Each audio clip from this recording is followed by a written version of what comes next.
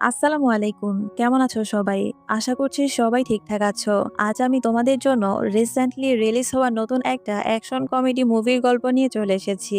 Ex husband আর বর্তমান husband এক বউকে বাঁচাতে গিয়ে গল্পের প্রথম থেকে শেষ পর্যন্ত অনেক মজার কাহিনী করে ফেলে। গল্পটি সম্পূর্ণ দেখে আমি প্রচুর এনজয় করেছি। কথা দিচ্ছি গল্পটা দেখলে তোমাদের অনেক ভালো লাগবে। মুভির শুরু হয় 10 বছর জেল খাটা ইয়ং গ্যাং নামের একজন ড্রাগ ডিলারকে দেখিয়ে।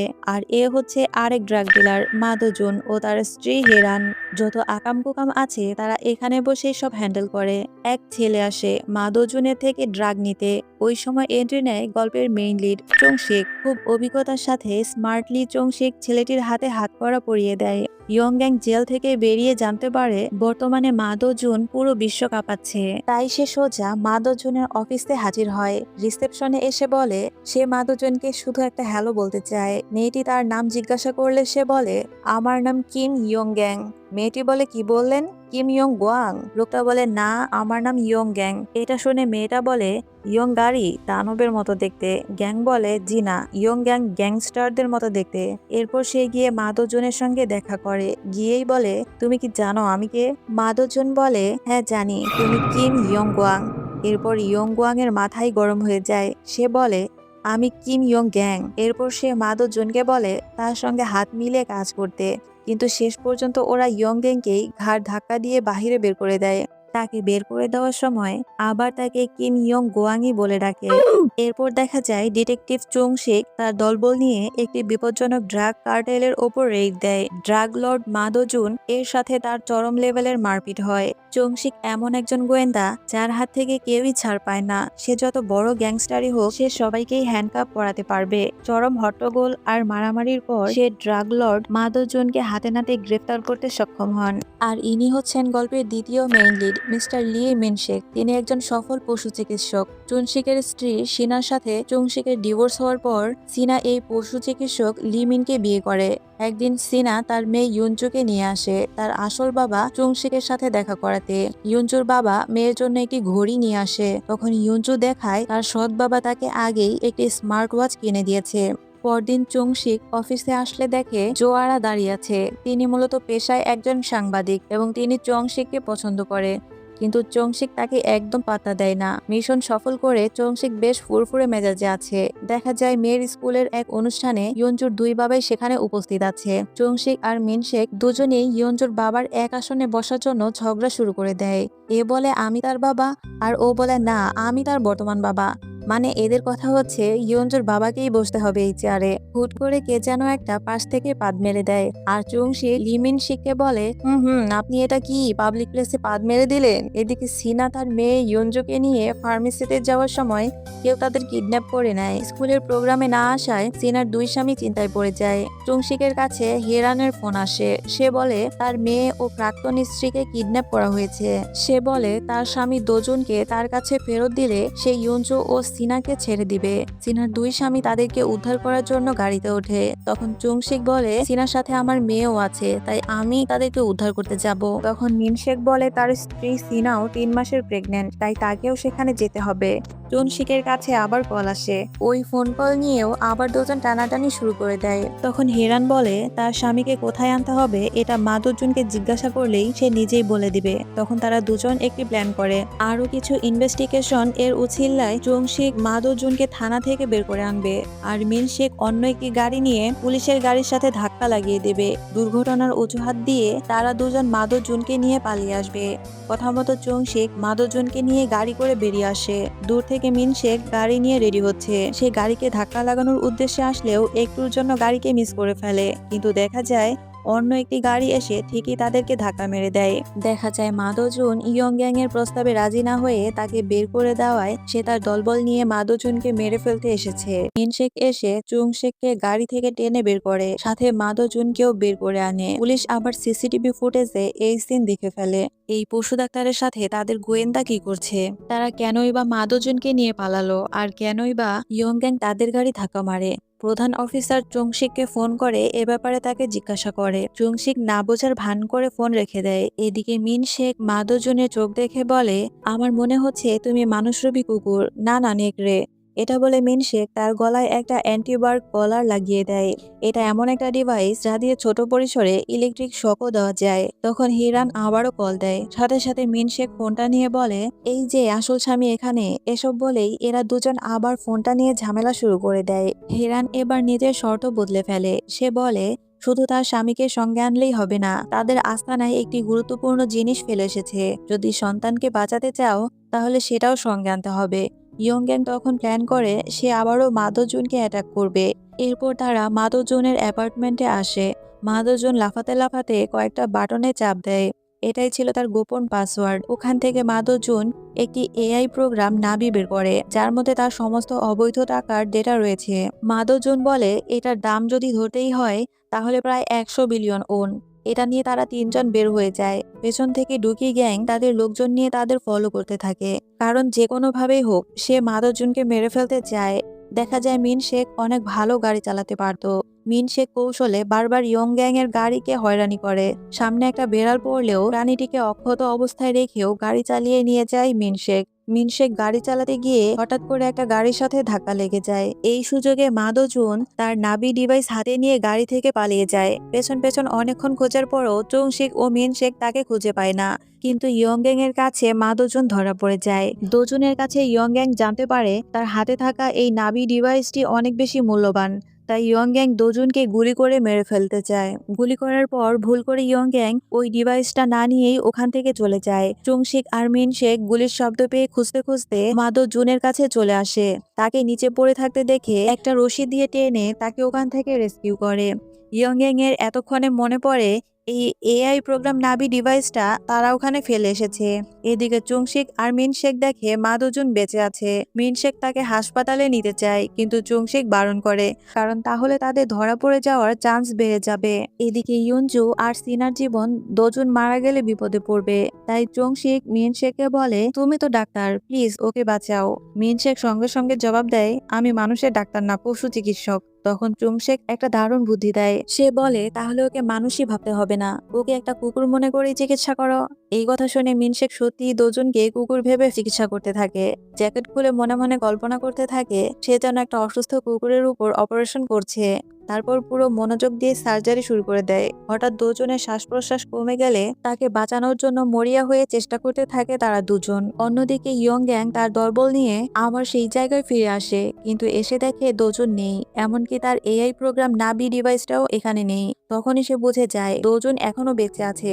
এদিকে মিনশেক বলে, তার প্রথম যখন ক্লিনিক খোলা হয় তখন সিনা ছিল তার প্রথম গ্রাহক। সিনা আহত কুকুরকে দেখে এত বেশি কান্নাকাটি করছিল, যেটা দেখে মিনশেক তার প্রেমে পড়ে যায়। ওই সময় দোজনের জ্ঞান ফিরে আসে। সে মিনশেককে ধন্যবাদ দেয়। দোজন বলে, একজন প্রাক্তন স্বামী আর একজন বর্তমান স্বামী, দুজনেই একই বউকে খুঁজতে বের হয়েছো। এটা বলে সে হাসতে থাকে। এসব শুনে দোজনও তার সাথে হেরানের প্রথম দেখার গল্প শোনায়। হেরান একজন আইটি বিশেষজ্ঞ ছিলেন, যিনি যুক্তরাষ্ট্রে পড়াশোনা করেছিলেন। তখন দোজন কোনো বিষয় নিয়ে অনেক হইচই করছিল। হেরান তখন দোজনকে দেখে পছন্দ করে ফেলে, আর ওখান থেকেই আস্তে আস্তে দুজনের মধ্যে প্রেম শুরু হয়। তার সঙ্গে হেরান হয়ে ওঠে দুজনের ড্রাগ বিজনেসের অন্যতম প্রধান মাস্টারমাইন্ড এবং চাবির মতো কাজ করছে।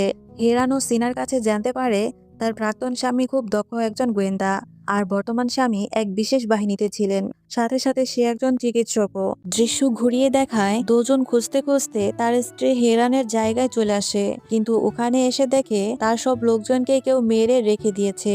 ওখানে তারা একটা ফোন পায় আর জানতে পারে ইয়ংগ্যাং সিনা, ইয়নজু আর হিরানকে কিডন্যাপ করে তাদের ওখানে নিয়ে গেছে। ইয়ং এখন সেই এআই প্রোগ্রাম নাভি নিতে চায়। ইয়ংগ্যাং বলে এটা নিয়ে তারা যেন ইয়ংগ্যাং এর সাথে দেখা করে। এরপর চুংশেক মিনশেককে বলে, আপনি অনেক করেছেন, আপনাকে আর এই ঝামেলায় জড়াতে চাই না, এবার এখানেই থামুন। কিন্তু মিনশেক তো কিছুতেই রাজি হয় না। এরপর চুংশেক কৌশলে তাকে একটা ইঞ্জেকশন দিয়ে ঘুম পাড়িয়ে দেয়। ঠিক তখনই পুলিশ টিম চুংশেককে ফোন করে। চুংশিক বলে মাদোজুন তার প্রাক্তন স্ত্রী আর মেয়েকে কিডন্যাপ করেছিল। পরে ইয়ংগ্যাংও তাদের দলে যোগ দেয়। জিম্মিদের বাঁচানোর জন্য সে অনেক চিন্তায় পড়ে গিয়েছিল। জিম্মিদের বাঁচানোর জন্য তাকে আরো 3 ঘন্টা সময় দিতে হবে। দয়া করে এসবের মধ্যে আপনারা আর কোনো পদক্ষেপ নেবেন না। এতে জিম্মিদের জীবন ঝুঁকিতে পড়তে পারে। জুনশিক সবাইকে তার উপর ভরসা রাখতে বলে ফোন রেখে দেয়। এইদিকে ইয়ং গ্যাং এর লোকজন সিনা, ইয়ঞ্জু আর হেরানকে বেঁধে রাখে। হেরানের ইয়ঞ্জুকে দেখে মায়া হয়। সে বলে, আমি যখনই ইয়ঞ্জুকে দেখি তখনই আমার মনে হয় সন্তান থাকলে হয়তো আমারও তার মতো একটি মেয়ে থাকতো। তখন হেরান সিনাকে সাহায্য করতে চায় ইয়ঞ্জুকে এখান থেকে বের করতে। হেরান ওয়াশরুমে যাওয়ার কথা বলে তার হাতের বাঁধন খুলিয়ে নেয়। সিনা এবং হেরান গুন্ডাকে ল্যাং মেরে ফেলে দেয়। পরে দুইজনই লোকটিকে আটকে দিয়ে ইয়ঞ্জুকে ওখান থেকে বের করে দেয়। ইয়ঞ্জু দৌড়াতে দৌড়াতে জোয়ারার সামনে গিয়ে পড়ে। জোয়ারা বলে, আমি তোমার সম্ভাব্য সৎমা। এরপর তাকে একটি কেবিন বোটে লুকিয়ে রাখে আর বলে সে তার মাকে ওখান থেকে বাঁচাতে যাচ্ছে, তাই ইয়ঞ্জু যেন ওখান থেকে বের না হয়। এখানে তখন ইয়ং গ্যাং এর লোক ইয়ঞ্জুকে খুঁজতে খুঁজতে এখানে চলে আসে। সে কেবিন বোটের দিকে তাকিয়ে সন্দেহ করে। লোকটিকে ফাঁকি দিতে জোয়ারা তার সামনে চলে আসে। এরপর দেখা যায় মিনশিকের জ্ঞান ফিরে আসে। সে যে স্মার্ট ওয়াচটা ইয়ঞ্জুকে কিনে দিয়েছিল হঠাৎ ওটা লোকেশন চালু হয়েছে। তখন সে বুঝতে পারে হয়তো ইয়ঞ্জু তাদের আশেপাশেই কোথাও আছে। আবার এদিকে চংশিক আর দুজনকে পেছন থেকে ইয়ং গ্যাং এর লোকজন অ্যাটাক করতে গেলে মিনশেক তাদের কুকুরের মতো করে দূর থেকে ইনজেকশন ছুঁড়ে মেরে অজ্ঞান করে ফেলে। ওরা মিনশেককে এখানে দেখে অবাক হয়ে যায়, কেননা তারা তো তাকে অজ্ঞান করে গাড়িতেই রেখে এসেছিল।